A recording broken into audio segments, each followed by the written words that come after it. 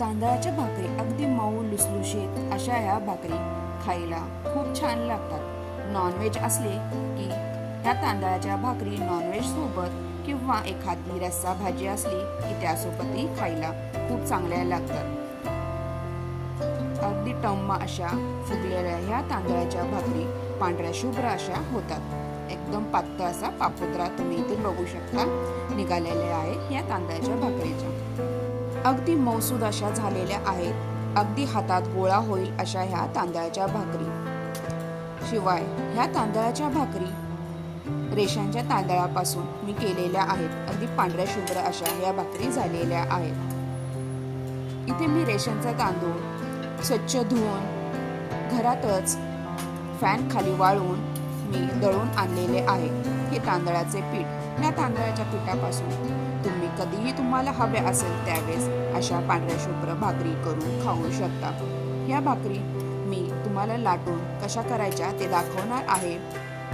थापूनही या भाकरी पातळ अशा होतात। चला तर मग मी हिमगौरी तुमचे खूप खूप स्वागत करत आहे माझ्या हिमगौरी लाईव्ह या यूट्यूब चॅनलवर। आता आपण तांदळाच्या भाकरी कशा करायच्या ते बघूया। मी इथे एका वाडग्यामध्ये तांदळाचे पीठ घेतलेले आहे व मुठीने जेवढे इथे भाकरी करायच्या आहेत 5-6 एवढ्या भाकरी होतील तेवढे मी इथे पीठ मळणार आहे व एका भांड्यात पाणी घेतलेले आहे। इथे आपल्याला थोडे थोडे पाणी ऍड करून हे पीठ मळून घ्यायचे आहे।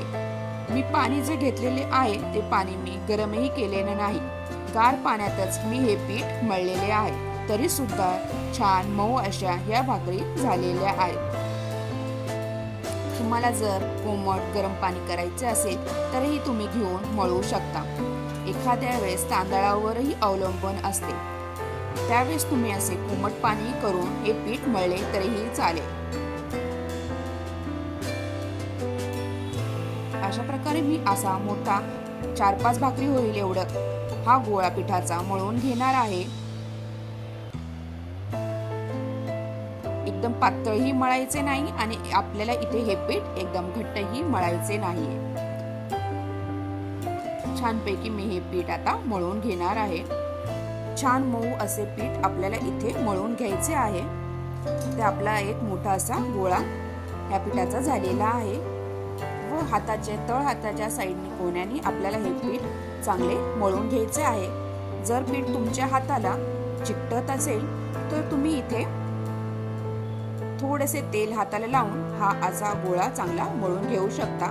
छान असा गोळा इथे मळून झालेला आहे। मी थोडेसे इथे तेल घेणार आहे व हाताला लावून हा गोळा चांगला मळून घेणार आहे। छान मऊ असा गोळा हा आपला इथे मळून होतो व ताटाला अजिबात पीठही राहिलेले नाही। मऊ लुसलुशीत हा इथे आपल्या तांदळाच्या पिठाचा गोळा झालेला आहे। थंड पाण्यातही मळूनही छान मऊ आपलं इथे पीठ मळले गेलेले आहे। तुम्ही इथे बघू शकता मऊ असा आपला इथे गोळा मळून झालेला आहे। आता इथे आपल्याला छोटे छोटे गोळे करून घ्यायचे आहेत पिठाचे। तुम्हाला भाकरी जशा हव्या आहेत बारीक मोठ्या तसे तुम्ही इथे पिठाचे गोळे करून घेऊ शकता। एकसारख्या आकाराचे मी इथे पिठाचे गोळे करून घेणार आहे। मऊ असं पीठ हे इथे झालेले आहे। जर तुम्हाला डायरेक्ट थापून या भाकरी करायच्या असतील तरीही तुम्ही करू शकता व लाटूनही छान पातळ आणि थापूनही पातळ अशा या तांदळाच्या भाकरी करून होतात।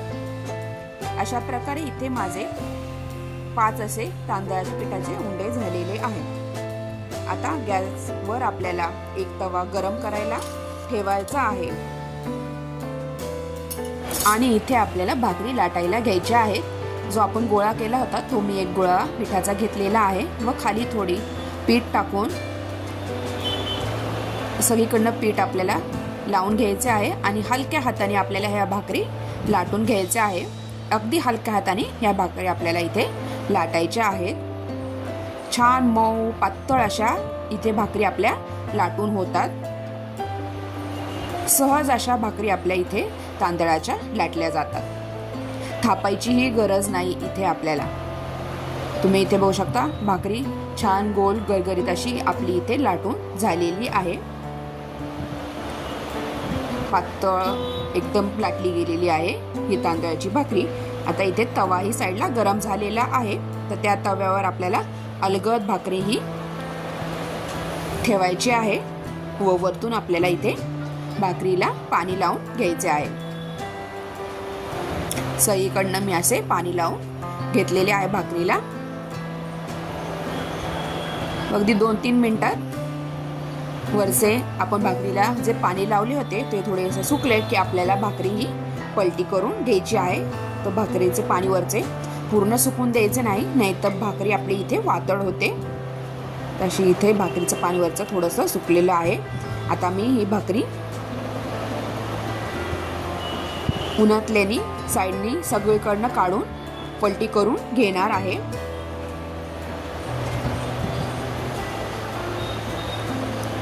सुकलेले आहे पाणी. आता आपल्याला ही भाकरी आता अलगद पलटी करून घ्यायची आहे व दुसऱ्या साईडनीही आता आपल्याला ही भाकरी चांगली भाजून घ्यायची आहे. तोपर्यंत साईडला आपण दुसरी भाकरी ही लाटून घ्यायची आहे.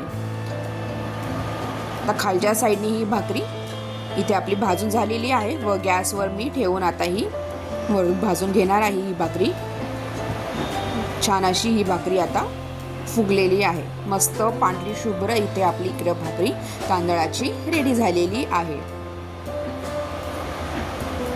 अशा प्रकारे झटपट अशा आपल्या इथे तांदळाच्या लाटून भाकरी सहज सोप्या पद्धतीने इथे करून होतात. छानपैकी भाजली गेलेली आहे ही भाकरी. आता दुसरी जी भाकरी लाटलेली आहे ती आपल्याला इथे तव्यावर लगेच ठेवायची आहे व वरतून पाणी लावून घ्यायचे आहे. अशाच प्रकारे आपल्याला ह्या सगळ्या तांदळाच्या भाकरी लाटून भाजून घ्यायच्या आहेत. तर साईडला मी पुन्हा दुसरी ही भाकरी तिसरी भाकरी ही इथे लाटायला घेणार आहे. अशा प्रकारे इथे मी सगळ्या भाकरी करून घेतल्या आहे. अगदी साध्या सिंपल झटपट होणाऱ्या ह्या तांदळाच्या भाकरी व खायलाही डोश्याप्रमाणे मऊसूद अशा लागतात ह्या तांदळाच्या भाकरी. एखादी थिक ग्रेव्ही सोबत किंवा नॉनव्हेज भाजी सोबत तुम्ही ह्या तांदळाच्या भाकरी खाऊ शकता. अशा प्रकारे तुम्हाला माझी ही तांदळाच्या भाकरीची रेसिपी शिवाय पद्धत कशी वाटली नक्की कमेंटद्वारे कळवा. जर तुम्ही माझ्या चॅनलवर नवीन असाल तर प्लीज चॅनलला सबस्क्राईब करा आणि बेल आयकॉनवर क्लिक करा. अशाच नवीन नवीन रेसिपीज तुम्हाला माझ्या चॅनलवर बघायला भेटतील व तुम्हाला नोटिफिकेशनही येत राहील. व तुम्ही हा व्हिडिओ शेवटपर्यंत बघितल्याबद्दल तुम्हा सगळ्यांचे खूप खूप धन्यवाद. अशा पातळ अशा ह्या भाकरी तुम्ही तांदळाच्या नक्की करून बघा व कमेंटद्वारा मला नक्की सांगा तुमच्या भाकरी इथे झाल्या आहेत की नाही. अशा प्रकारे तुम्ही माझा हा व्हिडिओ शेवटपर्यंत बघितल्याबद्दल तुम्हा सगळ्यांचे खूप खूप धन्यवाद. आणि जाता जाता व्हिडिओला लाईकही करत जा. छान अशा मौसूद अशा तांदळाच्या भाकरीची रेसिपी तुम्ही शेवटपर्यंत बघितल्याबद्दल तुम्हा सगळ्यांचे खूप खूप धन्यवाद. पुन्हा भेटूया अशाच नवीन रेसिपी सोबत. तोपर्यंत तुम्हा सगळ्यांना बाय बाय व सगळ्यांना थँक्यू.